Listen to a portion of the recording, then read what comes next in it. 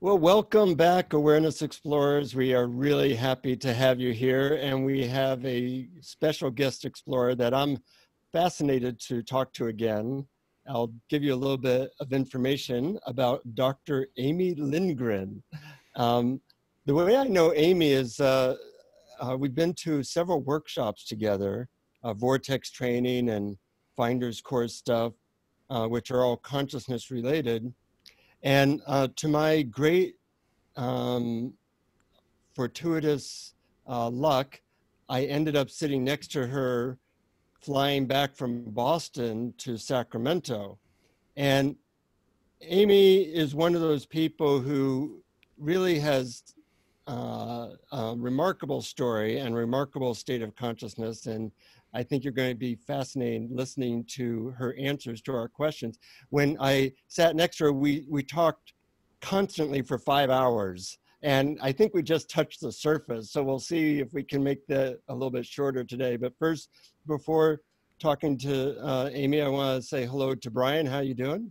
Very well, Jonathan. I'm really looking forward to this. I didn't know Amy before this, and Amy, I welcome to Awareness Explorers. I'm so happy you're here.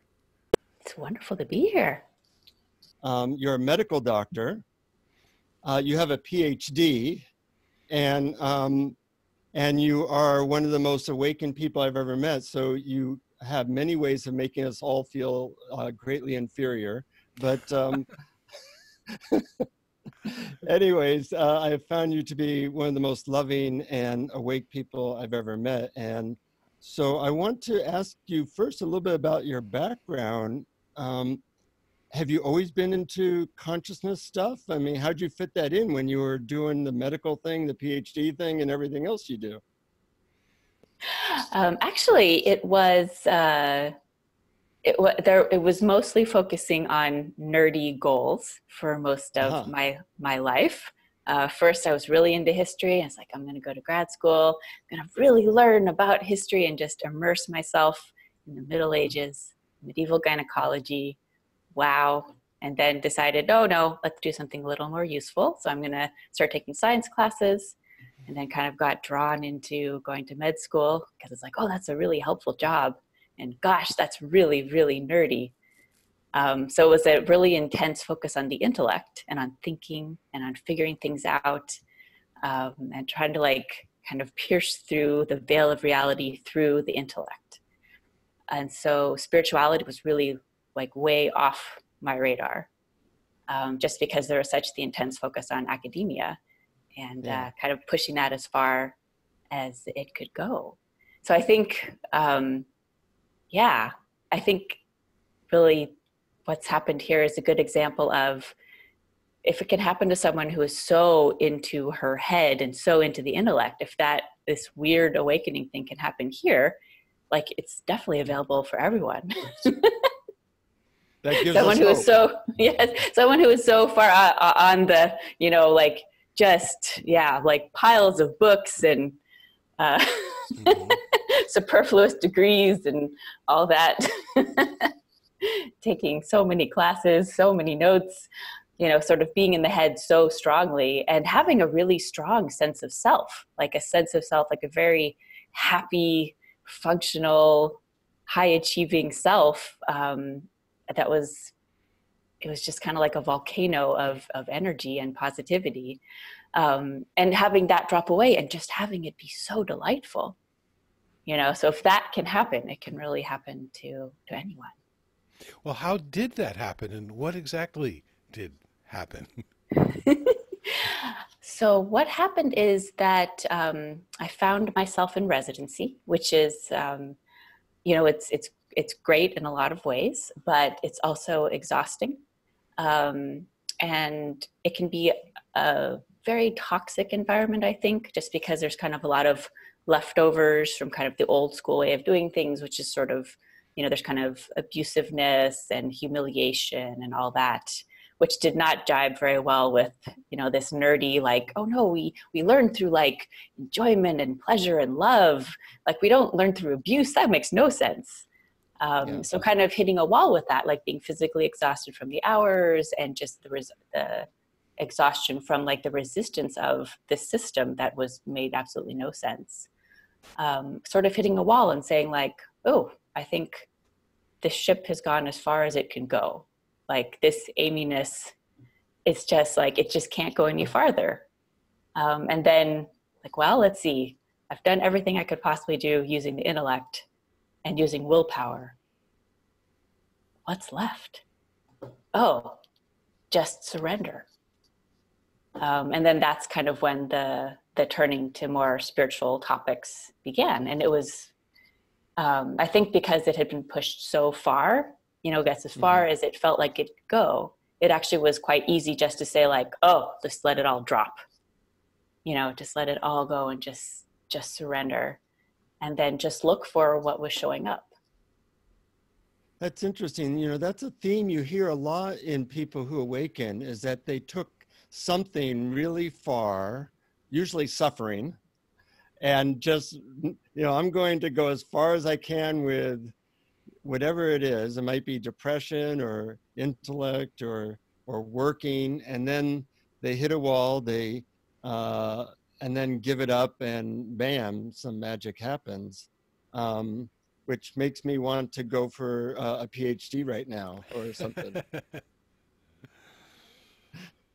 But how long ago was it that this change of consciousness happened? Well, it happened in steps. Like there was the kind of surrendering, but there was still like that sense of Amy around. But then, so that was maybe 2012, 2013, that kind of that surrendering started. And then sort of just reading, listening to podcasts. You know, Ram Dass was a big, I guess he had a lot of podcasts or a lot of,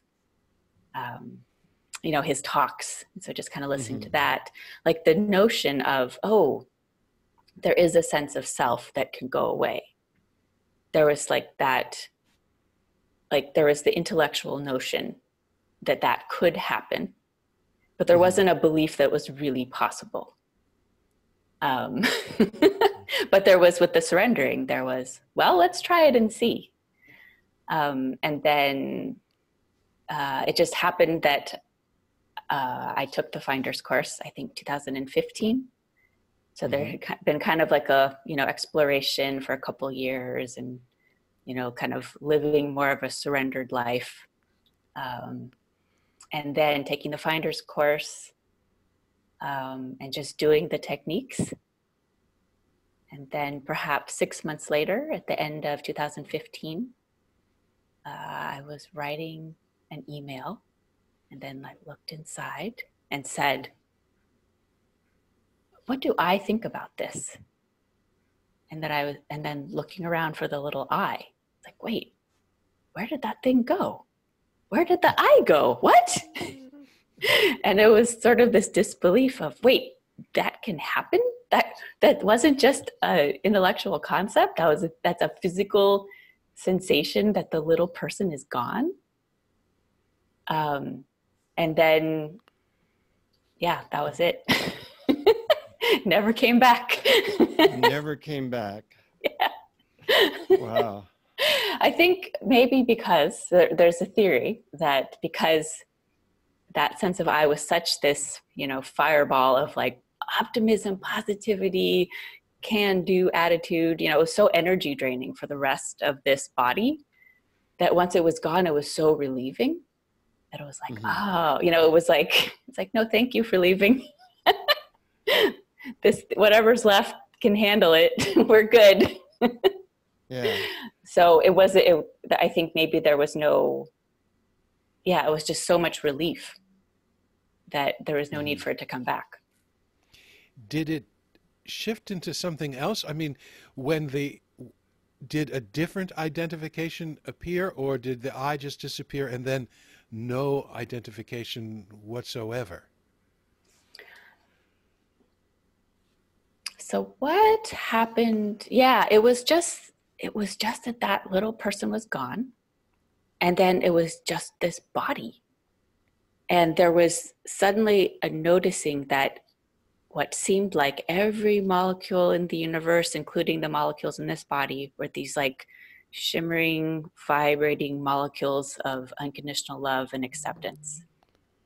And it felt like, because there was no sense of a separation between this body and the other molecules in the universe, it felt like there was no ability to identify as like a me, because it was just like, oh, everything's just these beautiful molecules. Everything's just love. That sounds like a pretty good deal. Yeah. And there's a couple things I find fascinating about your story. One is that you are a busy professional. You're a surgeon.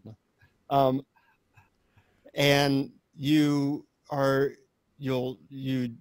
work in this state of consciousness where there's not separation. What was that transition like? Because it seems a lot of people who transition in the way you're describing, they're not doing that much. But you are working at a high level and somehow have managed to integrate those two things. So there's the notion of the residency training, which the body and the mind are trained to continue to function in states of extreme stress, extreme exhaustion, hunger, sleeplessness, everything. And so I think that training actually made it possible just to continue to do this job. So it's like habit. It was all below. It was habit, and you could keep on doing it without a you being that involved in it. It was the funniest thing too, because there was always the notion of like, oh yeah, we've got to have that sense of self. It was like, oh, well, it has to stay around or else nothing can happen.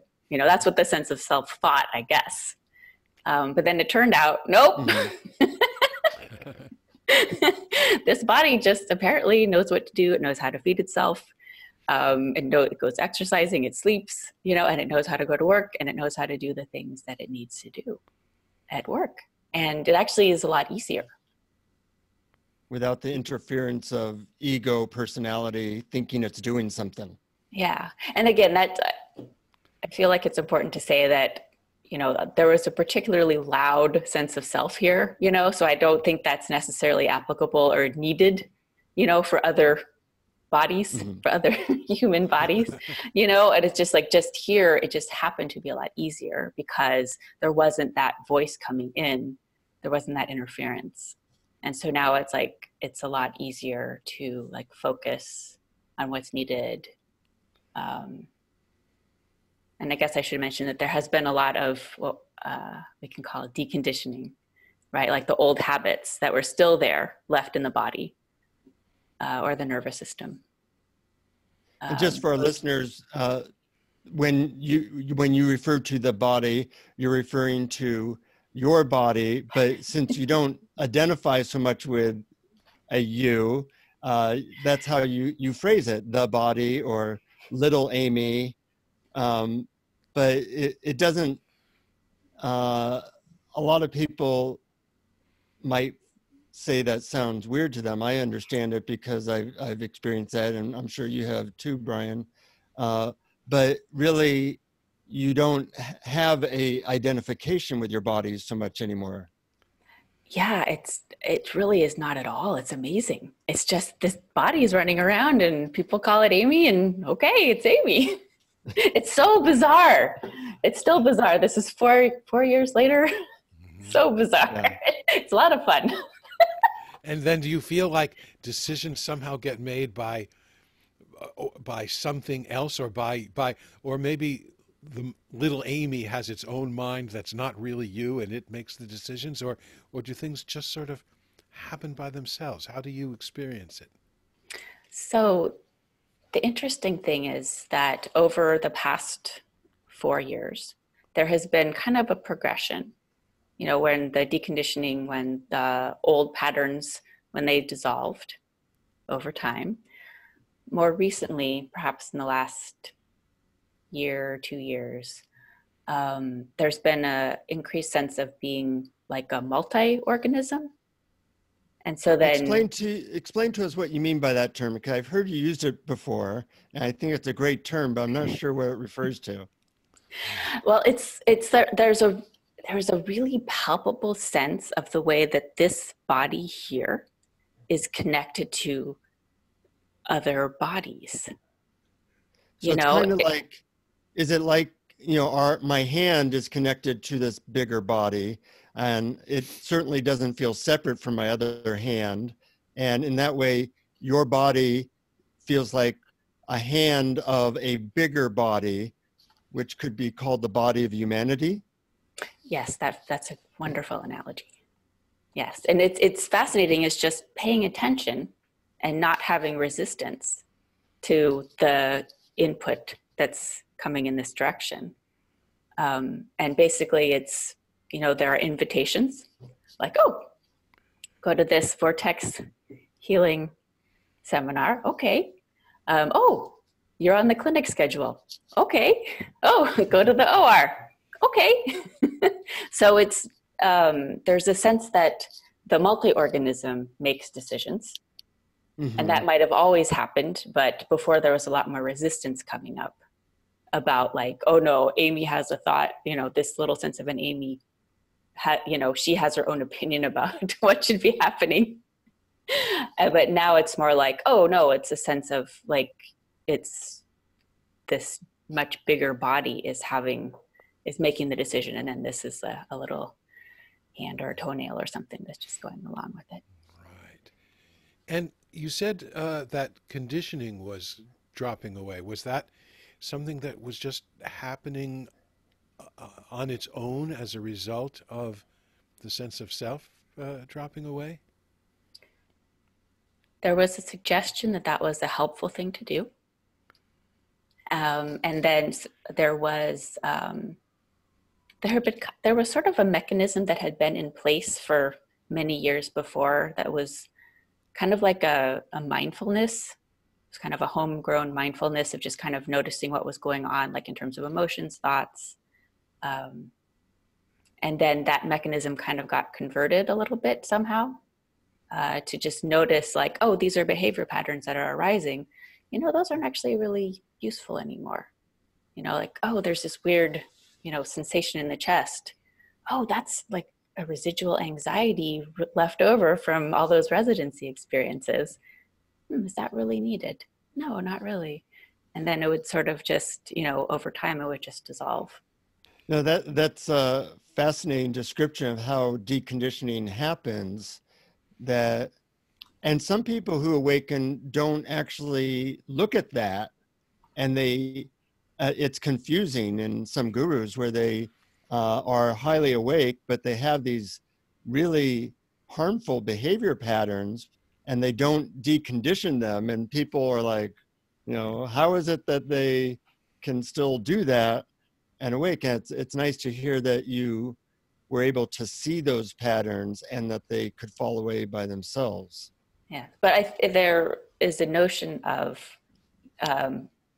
because there was the Finder's course, I don't know how much your listeners are familiar with that, but then there was the sequel course, the Explorer's course. Mm-hmm. I think that was 2016. And then taking that, like that was the suggestion in that course. Right. And then being in our wonderful online community, you know, where a lot of people are doing those practices of deconditioning, it was helpful to have that, you know, the multi-organism was deconditioning as well as this unit here, or whatever you want to call it. So nowadays, do you still find that certain things trigger you or lead to negative emotions, or how is it now? There hasn't been an experience of negative emotions in quite some time. There is now over here, now that I hear that you don't have any, I feel a little jealous, but but I'm happy for you. But I think that there's been also this recognition of like, there's still a huge residual positivity and optimism bias, just because there was so much work towards, like throughout maybe 30 years of life, like focusing on happiness, on optimism, positivity, so that there's still a lot of that left in the system. And there had been a lot of work on, kind of like working through negative emotions and releasing them, like before any of this happened. Like that was like even before grad school, before med school, like there was a lot of work with that. Mm-hmm. And so, it could be why that there's not much happening now, because there was a lot of work before. And now that makes sense. Body is just coasting on sitting on an inner tube in like this big river looking up at the sun. Sounds lovely to me. And I assume that it sounds lovely to many of our listeners too, who may be curious about how they might go about experiencing something like that. But it also occurred to me that even the question itself contains a kind of a contradiction. Like, is there something that the small self can do so that the small self can go away? So there is a notion, and again, it feels like here there was a lot of work before, before really becoming very serious about meditating, before the Finder's Course. There was a lot of work on increasing happiness, increasing positivity, letting go of anger, letting go of sadness. So tuning very strongly towards the positive end of the spectrum, and not like pushing things down, not like saying like, oh, I'm just going to pretend I'm not angry. It's like looking at the anger and then letting it go. So it feels like because of that, it's like the world was safe. The environment was safe enough for this little sense of self to go away. Yes. That makes sense. Yeah. So just basically work on safety. Any advice you would give to people on how to work on safety?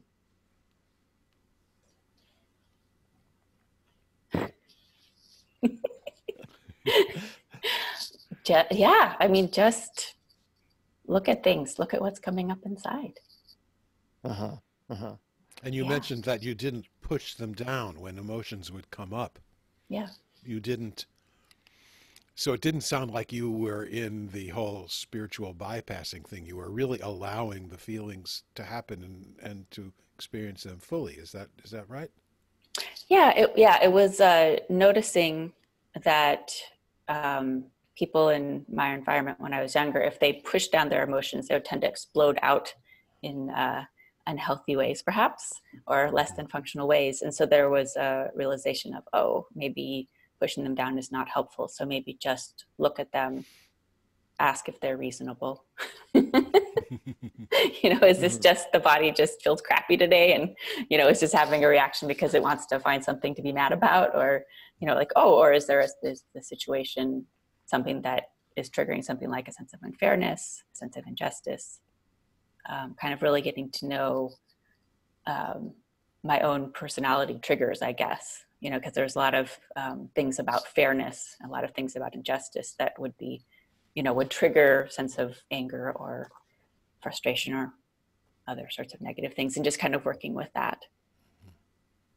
Well, we live in a world in which the world and our political system is very generous nowadays of triggering those things. Yes, it's very, very kind. I can relate.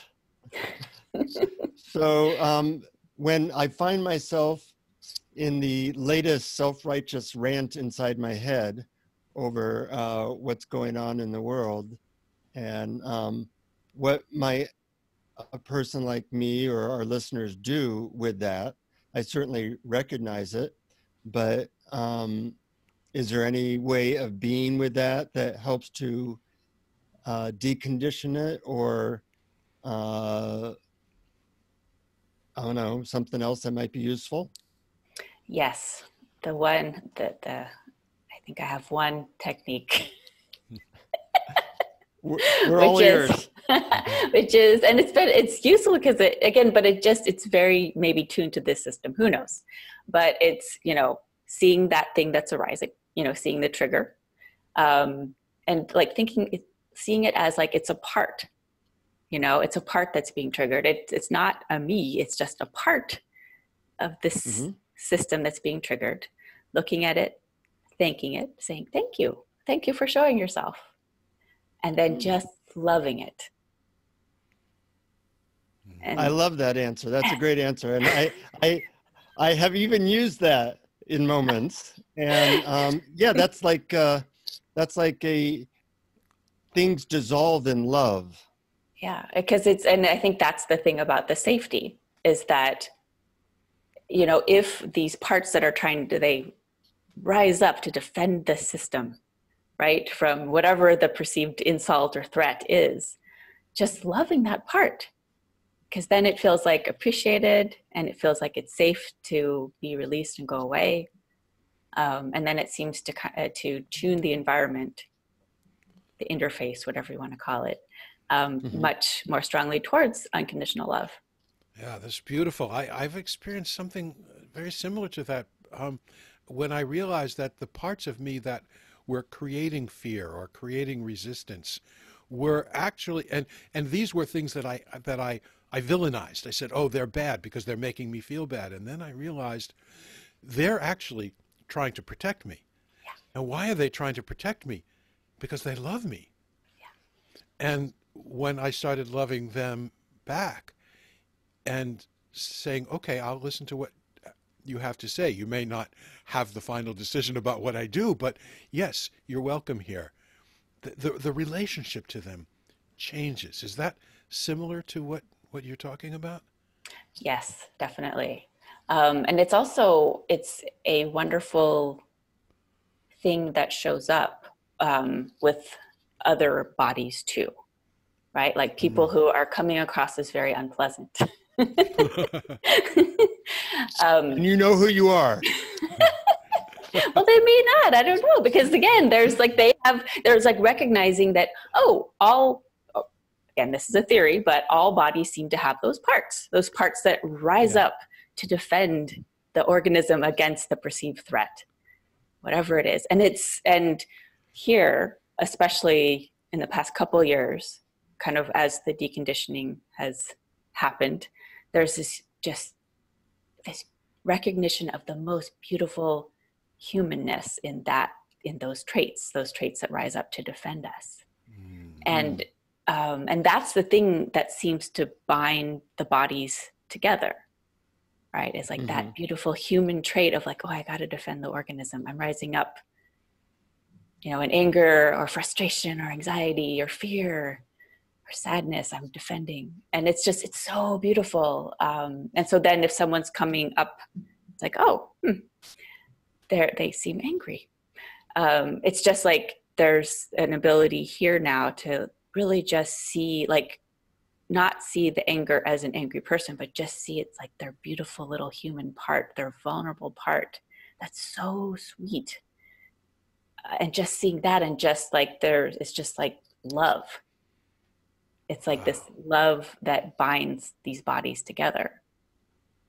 Beautiful. And love becomes the common denominator of all experience. Exactly. Yeah. Yeah. And then, it just,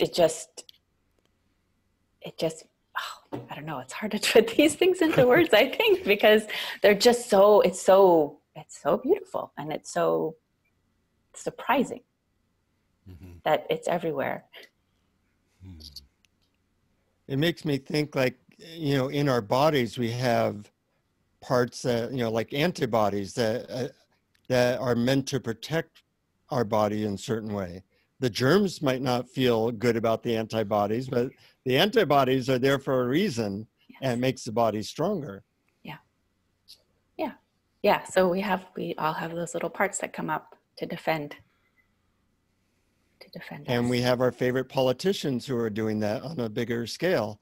And They, from a personal part, we might not like what they're doing, but in the bigger scheme of things, we can see that that's a part of the multi-organism that is playing a useful part in perhaps humanity evolving. Perhaps. Perhaps. Yeah. But it's interesting because at some point there was a flip in the way that was perceived. Because now it seems impossible not to see that sweet vulnerability that's at the core of every human body. Mm-hmm. Now that's the thing that shows up first, if that makes sense. And yes. So like walking around, walking into a room, it's like, whew, breathtaking because it's so beautiful. And so then when there's behaviors that emerge, you know, it's impossible not to see it as emanating from that beautiful, vulnerable core.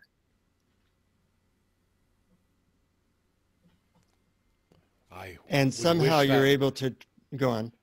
I was just going to say, I would wish that experience on everyone, on all of our listeners, to see that beautiful, sweet core first. Yeah, but I think once it shows up, it's hard not to see it. You know, it's really interesting because that was the experience here, was that all of a sudden it was like some like weird shell of residual something just dropped off one day, and it was like, oh, now it's like walking around without clothes on. It's really interesting. But then all of a sudden it was like that sweet, vulnerable core was like so visible everywhere. Whereas before it felt like, oh, that little shell that was there, like that was kind of blocking it. I see.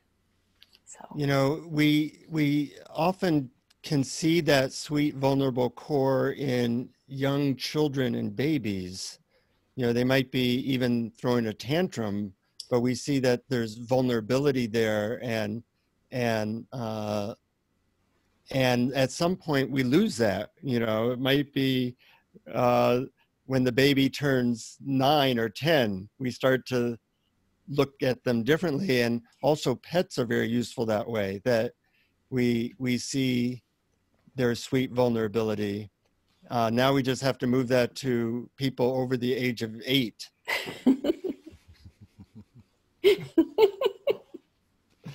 Yes, but here it was that shell. That shell, I guess maybe a shell comes up or something, and then that fell away, and then everyone has that sweet baby innocence or whatever. Yeah. Whatever it is. Oh, that's beautiful. Yeah, and it's what also emerged was like this glow. Like everyone has this glow now. It's so really astonishing. Wow. I think it's a self-reinforcing thing, right? Where it's like, it's astonishing and beautiful. And so then that's where the attention goes all the time. It's like, oh, that beautifulness. Oh. And so then it just keeps getting reinforced.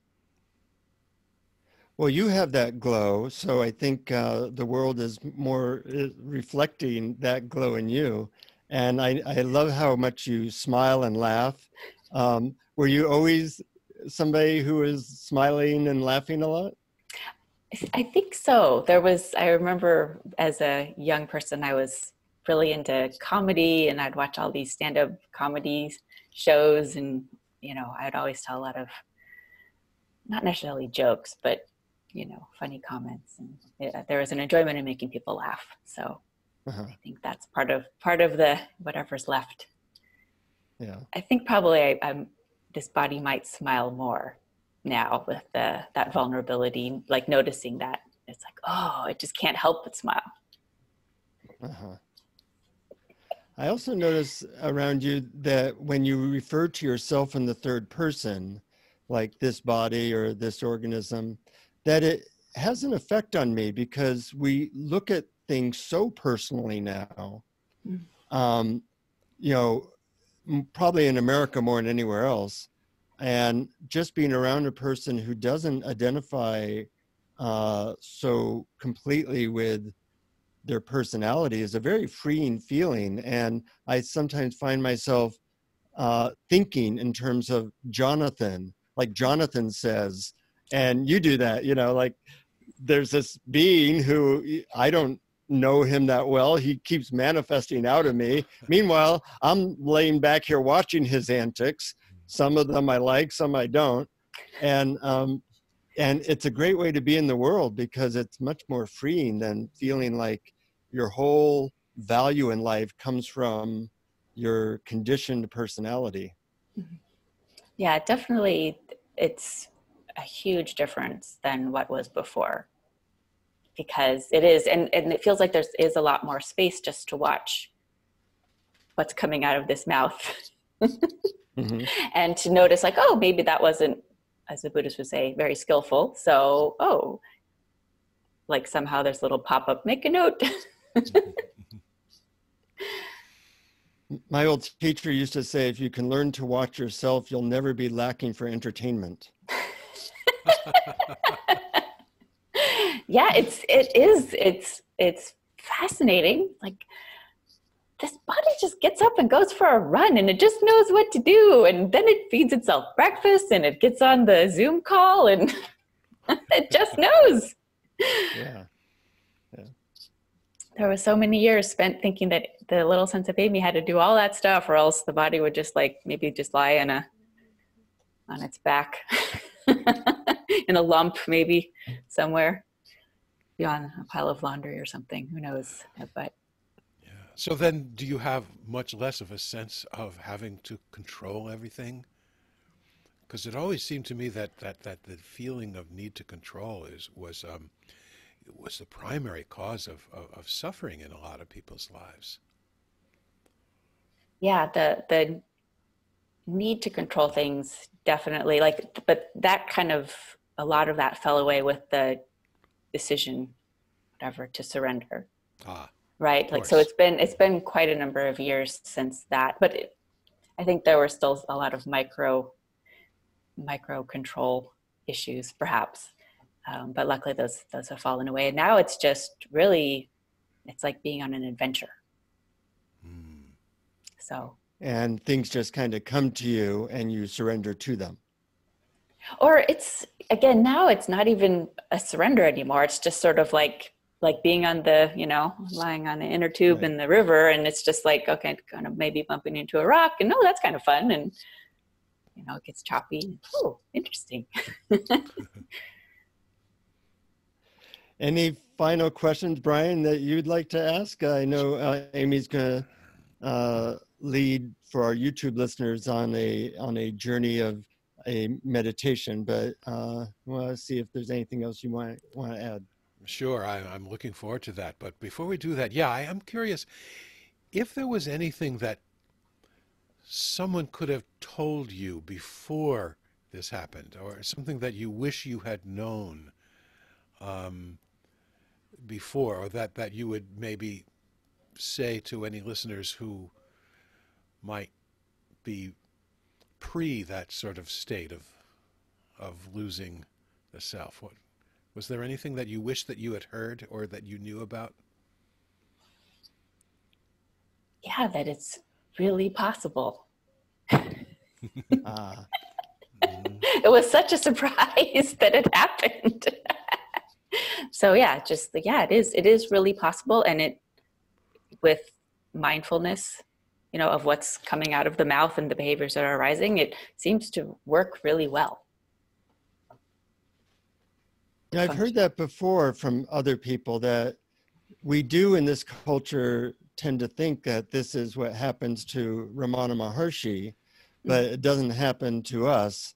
And yet, partly because of this podcast and other things that I've done, I see that people like you and me wake up all the time. Yeah. And it is possible. And being around people who are invested in that, this is a little plug for Awareness Explorers, I guess, it seems to make it more likely to happen. Yes, exactly. Yeah, I think that just plant the seed that it's possible and it can happen and it can work really well. Yeah. Lovely. This has been amazing and a lot of fun, and I always enjoyed when Amy and I were on this plane flight. when we landed, the woman next to us said, "Wow, you guys talked every single second for 4.5 hours." And she said, "I'm not sure what you're talking about, but whenever I listened, it was fascinating." And I think we could go on and on. But our listeners are probably not on a plane. They probably have other things to do occasionally. So we'll keep it to this amount of time. But it's been a great pleasure. And I hear that you have a guided meditation on something called the Pure Conscious Experience. Yes. That involves a visual, which we will put up on YouTube and hopefully on our Awareness Explorers page. And by looking at this picture, you can guide people into a certain experience. Yes. Well, first I'll say this has been so much fun. Thank you both. This has been awesome. Thank you. And yeah, I can lead us on into pure conscious experience if we desire. Okay, so should I share the screen? Yeah, Sure. that would be a good start. Okay, so I'm going to share the screen. And go. All right. Can you guys see it? Yes. Okay, so this is Ripley. She is a very chill cat. So there are 3 steps in invoking a pure conscious experience. And the first step is to find an object that is relaxing or invokes a sense of wonder or delight, peacefulness, whatever it is, or something that your senses are naturally drawn to.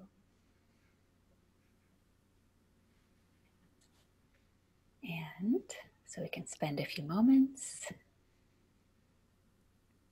There are lots of little parts in this picture here. So we can just let our eyes explore the little details in the picture. And just notice if there's any part that seems to draw your eyes.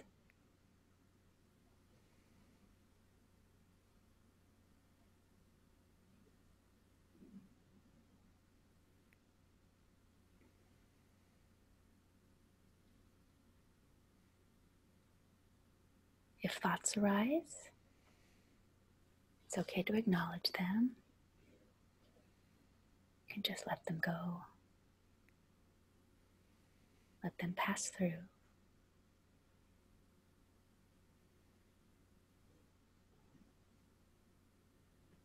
Or you can thank them and love them.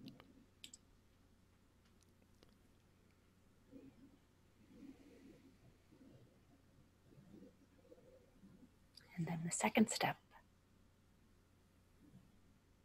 is really to notice all the details, everything that's possible for the senses to notice about the object.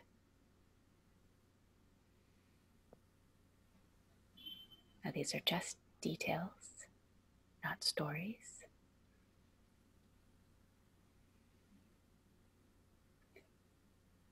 Sometimes there's a tendency to put a specific label, to make a story.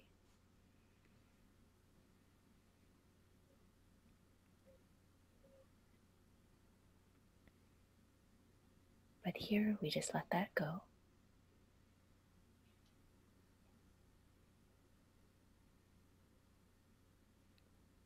So wherever your eyes are drawn,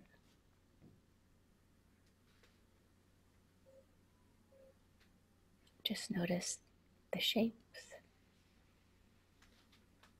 the colors,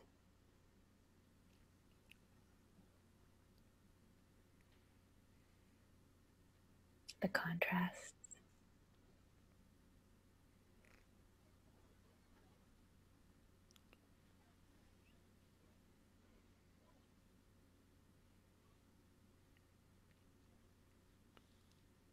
Spend a few moments just noticing, allowing the eyes to do what they're intended to do.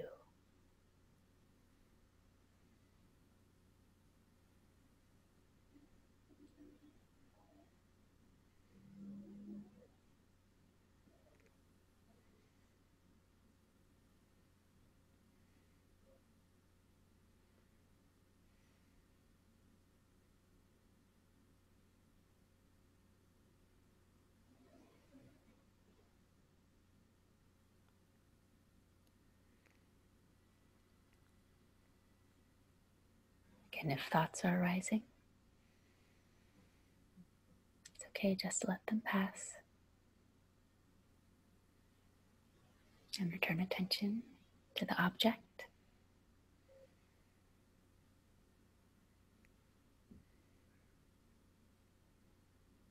If there are other sensations arising, it's okay to notice those.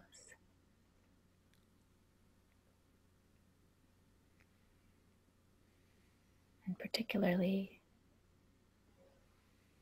if there are positive sensations arising, such as a sense of wonder, of awe, delight, just feeling good, it's okay to sink into that.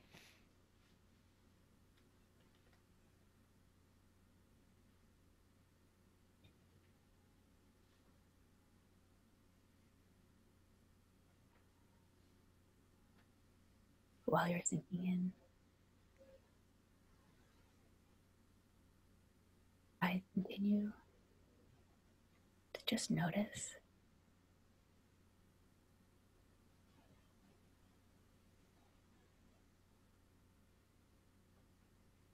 the beautiful shapes and colors.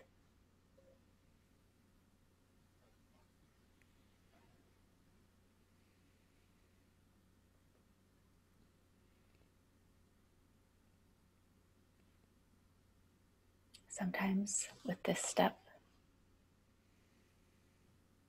people start to notice movements that happens with attention.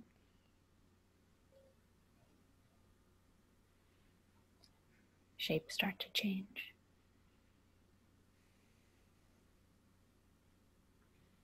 Sometimes things start to look 3D. And that can invoke a sense of wonder or awe. And if it doesn't, that's okay too.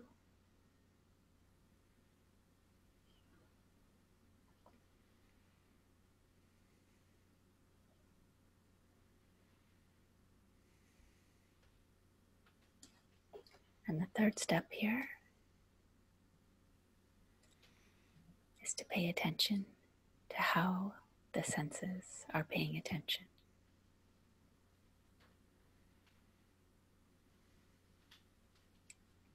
While the attention is on the object, so notice, what are the eyes doing?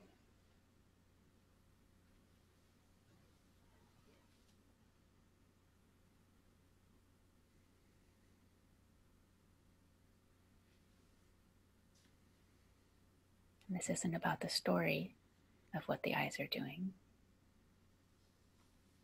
It's not about science. But physically, what are the sensations of what the eyes are doing? What is that experience?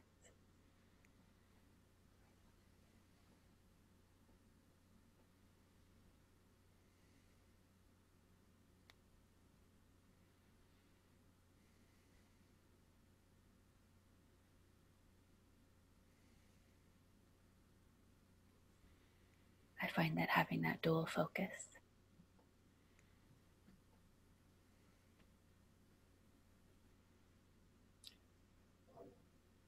in that experience, that sense of wonder tends to accentuate.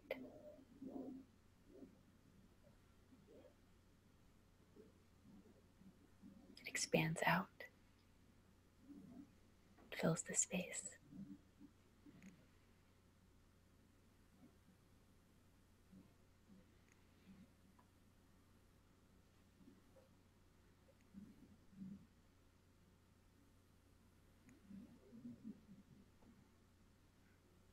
That's when the experience of the image can change quite dramatically.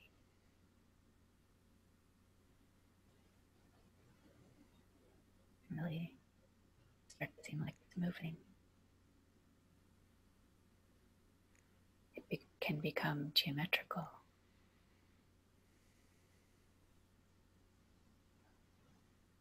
It can be like diving into a giant pool of wonder. It's quite enjoyable.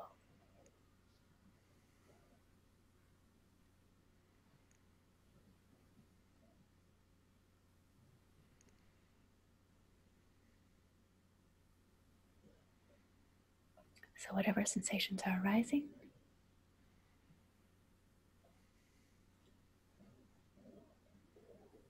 whatever experience is happening, just spend a few moments just noticing.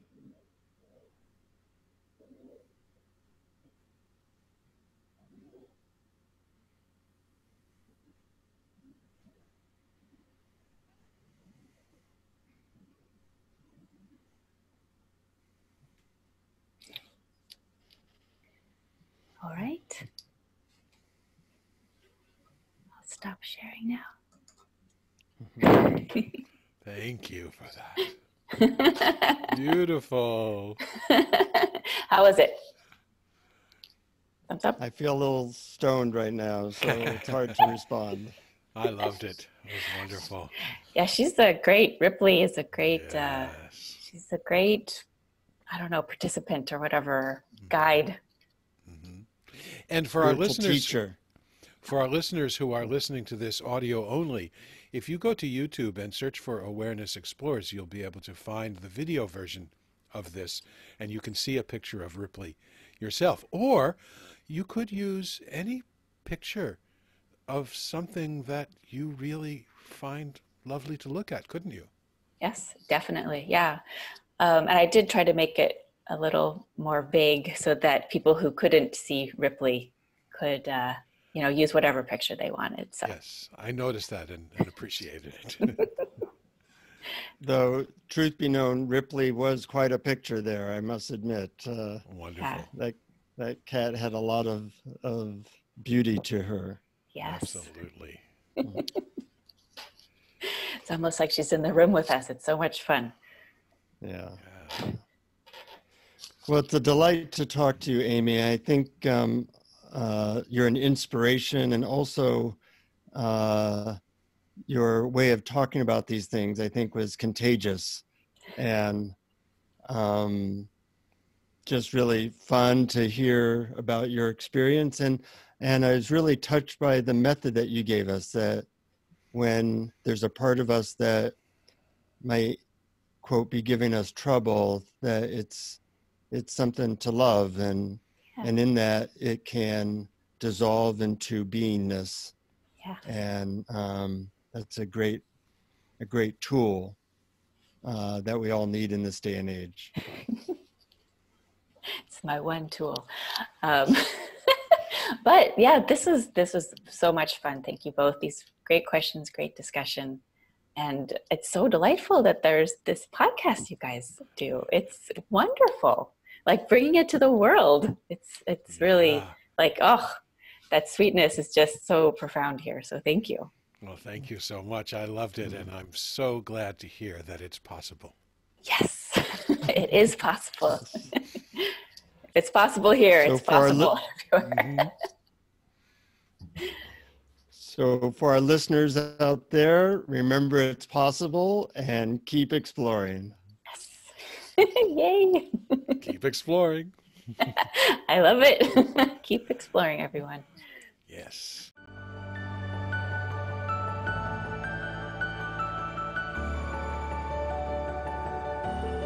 Thank you for listening to Awareness Explorers.